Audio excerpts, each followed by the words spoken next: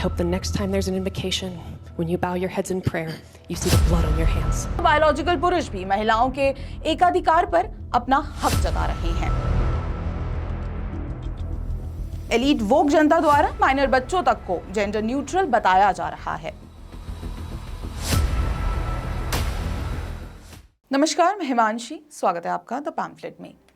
समलैंगिक विवाह यानी सेम सेक्स मैरिज भारत के सर्वोच्च न्यायालय की माने तो राष्ट्र के सामने सबसे बड़ी समस्या यही है और इसके समाधान के संधान में सर्वोच्च न्यायालय की संवैधानिक पीठ ने खुद को समर्पित कर दिया है। पिछले 4 दिनों से इसी विषय पर बहस चल रही है, आगे भी चलेगी।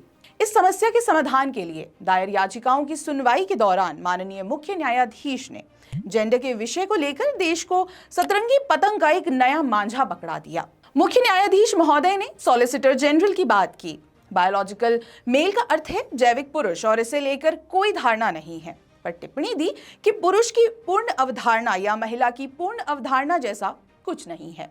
प्रश्न ये नहीं कि आपके जननांग क्या हैं, ये इससे अधिक जटिल है। सीजेआई द्वारा की गई टिप्पणी जेंडर फ्लूइडिटी से जुड़ी हुई है। हालांकि जिस केस की सुनवाई जारी थी वो सेम सेक्स मैरिज को मान्यता प्रदान करने को लेकर थी, पर इस बीच जेंडर फ्लूइडिटी के कॉन्सेप्ट की चर्चा ने केस का रुख ही मोड़ दिया।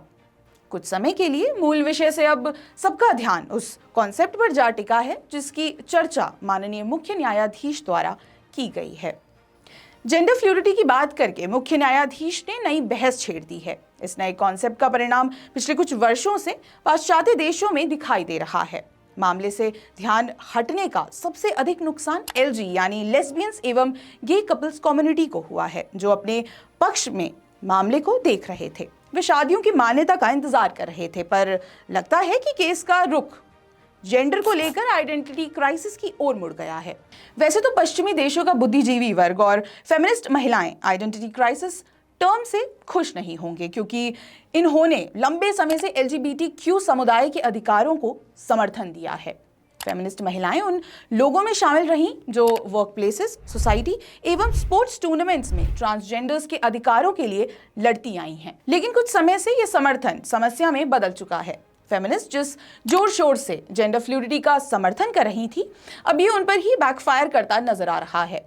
लंबे समय से महिलाएं थर्ड जेंडर को समाज में स्थान एवं अधिकार दिलाने का समर्थन कर रही हैं, पर अब हालत ये है कि अब तो बायोलॉजिकल पुरुष भी महिलाओं के एकाधिकार पर अपना हक जता रहे हैं। कहा जा सकता है कि सदियों के संघर्ष के बाद महिलाओं को मिली सुरक्षा एवं अधिकारों पर फिर से खतरा मंडरा रहा है और वे लगभग उसी स्थान पर पहुंच गई हैं जहां से उन्होंने संघर्ष शुरू किया था। महिला खेल टूर्नामेंट्स में बायोलॉजिकल पुरुषों को जगह दी जा रही है। महिलाओं को मिलने वाले सम्मान अब बायोलॉजिकल पुरुषों को मिल रहे हैं। बड़े ब्रांड्स अब महिलाओं के प्रोडक्ट प्रमोशन के लिए बायोलॉजिकल पुरुषों को हायर कर रहे हैं। महिलाओं के प्राइवेट रूम्स में बायोलॉजिकल पुरुषों को जाने की अनुमति भी मिल गई है। ये सुनने में असंगत लगे, पर एलीट वोक जनता द्वारा माइनर बच्चों तक को जेंडर न्यूट्रल बताया जा रहा है। भारत के मुख्य न्यायाधीश जस्टिस चंद्रचूड़ जब नोशन ऑफ मेन पर चर्चा करते हैं तो संभव है कि उन्होंने पश्चिमी देशों का पूर्ण अध्ययन नहीं किया है। जेंडर फ्लूइडिटी थर्ड जेंडर की ही नहीं बल्कि महिलाओं की सुरक्षा एवं अधिकारों के लिए खतरा बन गई है। सुनने और समझने में कितना भी एब्सर्ड क्यों ना लगे, इसकी चर्चा पश्चिमी देशों में लगातार हो रही है। चर्चा ही नहीं, इस स्थिति के कारण कई अलार्मिंग इंसिडेंट्स भी सामने आए हैं। हाल ही में कनाडा में हुई घटना ने सबका ध्यान खींचा है, जिसमें एक पीडोफाइल बायोलॉजिकल पुरुष को माइनर लड़कियों के चेंजिंग रूम में निर्वस्त्र देखा गया। ये एक स्विमिंग स्कूल का चेंजिंग रूम था जिसमें एक बायोलॉजिकल निर्वस्त्र पुरुष को देखकर एक लड़की की मां ने मैनेजमेंट से शिकायत की, तो उन्हें जवाब मिला कि वो ह्यूमन राइट एक्ट के तहत प्रोटेक्टेड है, ऐसे में वो कुछ नहीं कर सकते।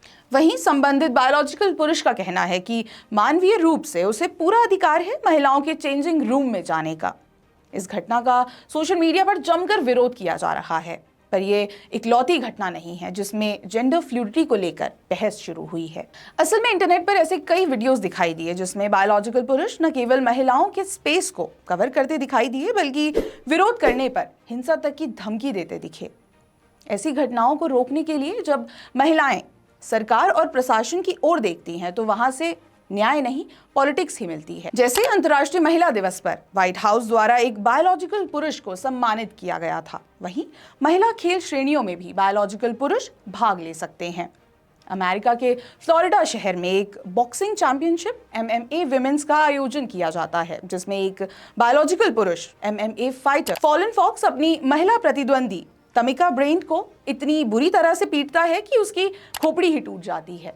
डेल शेफर्ड एक पुरुष पावरलिफ्टर और न्यूजीलैंड के स्ट्रॉन्गेस्ट मैन ने हाल ही में global powerlifting New Zealand day of the deadlifts प्रतियोगिता की महिला श्रेणियों में प्रतिस्पर्धा करने के लिए एक आवेदन प्रस्तुत किया है।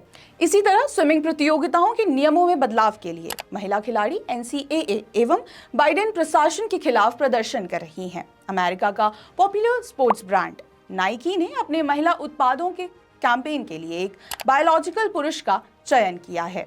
सोचने वाली बात यह है कि समाज में ट्रांसजेंडर्स न सिर्फ अपनी जगह बना रहे हैं, बल्कि महिलाओं के स्पेस पर भी अधिकार जमा रहे हैं। महिलाओं की सुरक्षा और अधिकारों का मुद्दा तो सामने है ही, जेंडर फ्लूइडिटी ने नाबालिग बच्चों के लिए अनसेफ इन्वायरमेंट क्रिएट किया है। कनाडा के पीडोफाइल का मामला इसे साबित करने के लिए काफी है। हालांकि ये अकेला ऐसा मामला नहीं है, ऐसे कई केस सामने आए हैं जिसमें होमोसेक्सुअल कपल अपने बच्चों का लिंग परिवर्तन तक करवा रहे हैं। अमेरिका के ही एक मोंटाना हाउस ऑफ रिप्रेजेंटेटिव्स ने बिल पारित किया है। इसमें नाबालिगों के लिए लिंग परिवर्तन सर्जरी पर प्रतिबंध लगाने के लिए एक विधेयक पारित किया गया है। विडंबना ये है कि सदन में बैठे ट्रांसजेंडर्स ने इसका जमकर विरोध किया। I hope the next time there's an invocation, when you bow your heads in prayer, you see the blood on your hands. Gender fluidity को लेकर LGBTQ कम्युनिटी बटी हुई है। थर्ड जेंडर का मानना है कि ये एक एडल्टिंग इशू है, अर्थात नाबालिग अवस्था में जेंडर की अवधारणा पर प्रश्न चिन्ह लगाना चिंताजनक है। सामाजिक एवं प्राकृतिक नियमों की अवहेलना ने समाज में कियोस की स्थिति बना दी है। आज बायोलॉजिकल पुरुष महिलाओं के स्थानों पर अपना दावा कर रहे हैं। महिलाओं के लिए बने स्थानों पर उनके इजी एक्सेस ने क्या महिला सुरक्षा को गंभीर विषय नहीं बना दिया है? Rape, molestation, domestic violence, reservation, women quota और अन्य प्रावधान जो महिलाओं को सुरक्षा और अधिकार प्रदान करते हैं, क्या उन्हें जेंडर फ्लूइडिटी से गंभीर चुनौती नहीं मिल रही है? जेंडर फ्लूइडिटी के नाम पर स्वयं को पुरुष, महिला, यहाँ तक कि वुल्फ के रूप में भी वोक स्वयं को परिभाषित करते नजर आ रहे हैं। इस बदलाव को प्रो विकसित देश अमेरिका भी सहजता से अपना नहीं पा रहा है। ऐसे में भारत में ये सिर्फ PR स्टंट हो सकता है, वास्तविकता नहीं। पश्चिमी सभ्यता से जुड़े होने पर भी अमेरिका पारिवारिक इकाई को पारंपरिक तौर पर देखता आया है। जेंडर फ्लूइडिटी न सिर्फ इसको चुनौती दे रही है, बल्कि इसके अधिकारों को तहस नहस भी कर रही है। थर्ड जेंडर भारत की आबादी का अहम हिस्सा है। उनकी परेशानियों को सुना जाना चाहिए और समाज का हिस्सा बनाने के प्रयास भी लगातार होने चाहिए। हालांकि ये समझना आवश्यक है कि जेंडर फ्लूइडिटी किसी भी तरह थर्ड जेंडर का मुद्दा नहीं है। इसमें दरअसल समझने के लिए विस्तृत क्षेत्र हैं, पर आइडेंटिटी क्राइसिस का इसमें कोई स्थान नजर नहीं आता। अगर ऐसा होता तो सेम सेक्स मैरिज पर बहस ही नहीं हो रही होती। सेम सेक्स मैरिज को मान्यता मिलनी चाहिए या नहीं, इसके लिए सरकार ने बेहतरीन रास्ता सुझाया है, जिसमें राज्यों और जनप्रतिनिधियों को शामिल करने की बात कही गई है। पर जेंडर फ्लूइडिटी मात्र इससे ध्यान भटकाने का ही रास्ता हो सकता है। भारत बहुधर्मी देश है। हजारों वर्ष पुरानी संस्कृति से जुड़े लोग अपने धर्म और परंपराओं के प्रति गहरी आस्था रखते हैं। जेंडर फ्लूइडिटी का जिक्र इस आस्था और प्रकृति के नियमों को चैलेंज दे रहा है, या कहें कि उनकी मान्यताओं को खत्म करने की धमकी दे रहा है। पारिवारिक बंधनों और धर्म को लेकर खड़े देश में पश्चिम के प्रोपेगेंडा को सामाजिक मान्यता मिलना मुंगेरी लाल के हसीन सपने की तरह है। वास्तविकता यही है कि जेंडर फ्लूइडिटी पुरुष और स्त्री और इनसे जुड़े जेंडर रोल की सामाजिक मान्यताओं को ध्वस्त कर रही है। महिलाओं और बच्चों के लिए समाज में परिवर्तन लाने के लिए लंबा संघर्ष करना पड़ा है। पारिवारिक इकाइयां संभवतः प्रकृति के प्रारंभ से समाज की नींव रही हैं। ऐसे में जेंडर फ्लूइडिटी के कारण इन सबको शून्य से शुरू होने की स्थिति उत्पन्न होती है, तो संभव है कि दुनिया सामाजिक संस्था को हमेशा के लिए खो दे और प्राकृतिक असंतुलन का सामना करे।